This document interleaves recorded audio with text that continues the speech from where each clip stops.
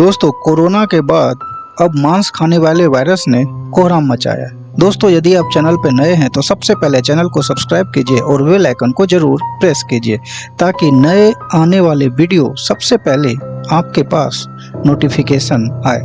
तो दोस्तों, आइए शुरू करते हैं।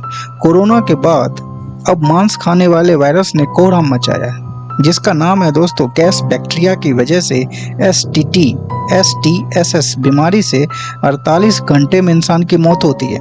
आप तस्वीर के माध्यम से भी इस बैक्टीरिया और इस वायरस के लक्षण को आप देख के समझने का प्रयास कर सकते हैं। दोस्तों, चिंता करने वाली बात यह है कि अगर ये वायरस यानी गैस इंसान के शरीर में प्रवेश कर गया तो वे शरीर के अंगों को खराब भी कर सकता है, यानी भविष्य में पीड़ित के शरीर का वो हिस्सा काम भी नहीं कर सकता है। दोस्तों, इसलिए ये वायरस कोरोना के बाद शायद बहुत ही जानलेवा है।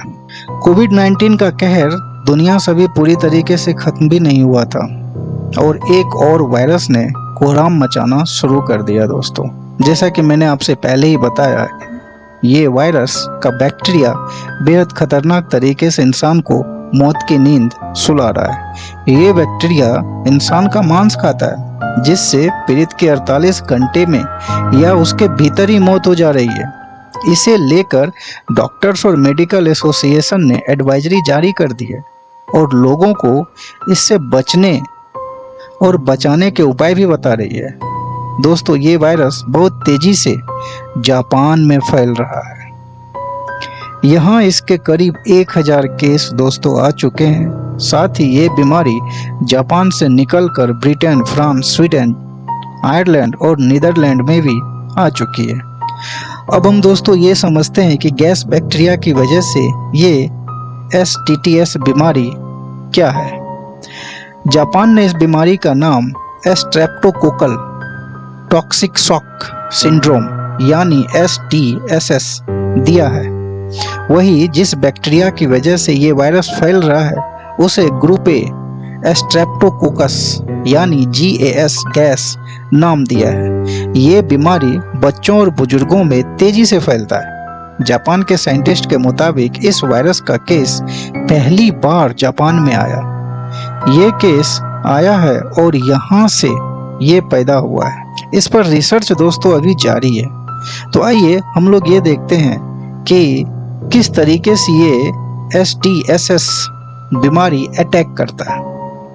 जापान के एक न्यूज एजेंसी की रिपोर्ट के मुताबिक अगर कोई शख्स इस बैक्टीरिया के संपर्क में आ गया तो ये उस इंसान के शरीर में सबसे पहले एक जहरीला पदार्थ पैदा करता है, जिससे शख्स को जलन और खुजली होने लगती है।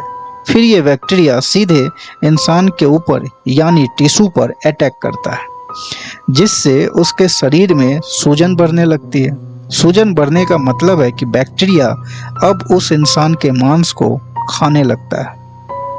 अगर समय पर इसका इलाज नहीं किया गया दोस्तों तो 2-3 दिनों के भीतर यानी 2 दिनों के भीतर 48 घंटे में मरीज की इस बीमारी से मौत हो सकती है।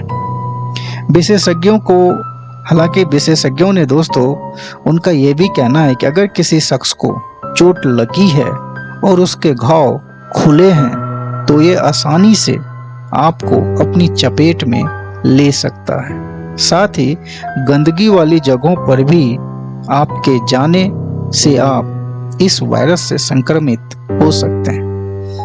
चिंता करने वाली बात यह है कि अगर ये वायरस इंसान के शरीर में प्रवेश कर गया तो ये वायरस के अंगों को खराब भी कर सकता है, यानी मनुष्य में पीड़ित के शरीर का वो हिस्सा काम भी नहीं कर सकता है। दोस्तों, आइए यदि हम बीमारी के लक्षण की बात करें तो आखिर किस तरीके से हम लोग ये समझ सकते हैं कि इन्हें STSS बीमारी है। तो आइए उसके लक्षण को देखते हैं। अगर ये बैक्टीरिया किसी इंसान के शरीर में प्रवेश कर गया है तो उसे बुखार लगना, ठंड लगना, मांसपेशियों में दर्द, सिर दर्द, गले में खराश, गले में दर्द और खुजली, लिम्फ नोड्स यानी गले की छोटी छोटी ग्रंथियों में सूजन, जीभ के भीतर के हिस्से ऊपर लाल और सफेद रंग के धब्बे पड़ने लग जाते हैं। आखिर हम देखते हैं आखिर इसके उपाय क्या है, किस तरीके से हम कोशिश कर सकते हैं कि इसे हम बचे रहें। अगर कोई शख्स इस बीमारी से पीड़ित है तो उसके लक्षण देखकर तुरंत उसे डॉक्टर के पास ले जाएं। इस बीमारी से निपटने के लिए हालांकि J8 नाम की वैक्सीन, दोस्तों J8 नाम की वैक्सीन, ध्यान से सुनिएगा, इस बीमारी से निपटने के लिए J8 नाम की वैक्सीन जिसे पीड़ित को लगाई जाती है, जिससे धीरे धीरे आराम मिलना शुरू हो जाता है। सवाल दोस्तों ये है कि J8 वैक्सीन आपको 48 घंटे के अंदर लगानी पड़ेगी, जिससे धीरे धीरे आराम मिलना शुरू हो जाता है, बशर्ते अगर मरीज के लक्षण दिखने के तुरंत बाद इलाज लिया है तो इससे मरीज की उम्मीद बचने की बढ़ जाती है दोस्तों। तो आइए देखते हैं दोस्तों आखिर इससे हम लोग किस तरीके से बच सकते हैं। जैसा कि आप जानते हैं कि कोरोना काल में उठाए गए कदमों को हम लोग फॉलो कर सकते हैं, जैसे कि नियमित तौर पर अपने हाथ साबुन और पानी से धोए, किसी भी खुले घाव की देखभाल करें, उसे एंटीसेप्टिक दवा से साफ करें, साथ ही उन्हें पट्टियों या किसी साफ कपड़े से ढक कर रखें। हो सके तो भीड़ भाड़ वाले इलाके और गंदगी वाले इलाकों में जाने से बचें, और अगर जाना हो तो मुंह पर मास्क लगा बीमार लोगों से दूर रहे, साथ ही उनसे भी जो बाहर के देशों से हवाई यात्रा करके आए हैं दोस्तों, उनसे भी दूर रहना आवश्यक है। अपने निजी सामानों जैसे तौलिया, कपड़े, अपने बर्तन तक दूसरे को शेयर ना करें, साथ ही उन्हें हमेशा साफ रखें और दोबारा इस्तेमाल करने से पहले उन्हें अच्छी तरह साफ करें।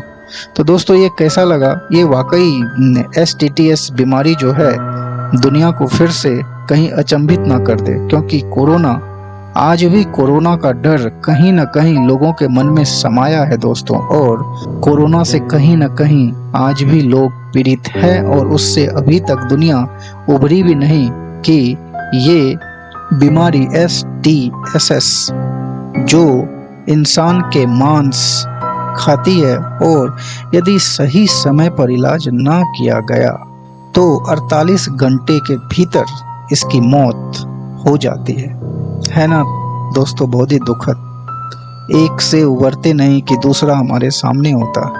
तो दोस्तों ये कैसा लगा आप हमें जरूर बताइए। तब तक के लिए धन्यवाद दोस्तों, जय हिंद, आपका दिन शुभ हो। और दोस्तों चैनल को सब्सक्राइब कर लीजिए, ताकि चैनल सब्सक्राइब करने से होगा क्या कि सबसे पहले यदि मैं वीडियो डालूँ ना तो सबसे पहले नोटिफिकेशन आपके पास आए और आप उन्हें अच्छी तरीके से देखें, नई नई जानकारी आपको मिलेगी। तो दोस्तों तब तक के लिए धन्यवाद दोस्तों, जय हिंद, आपका दिन शुभ हो।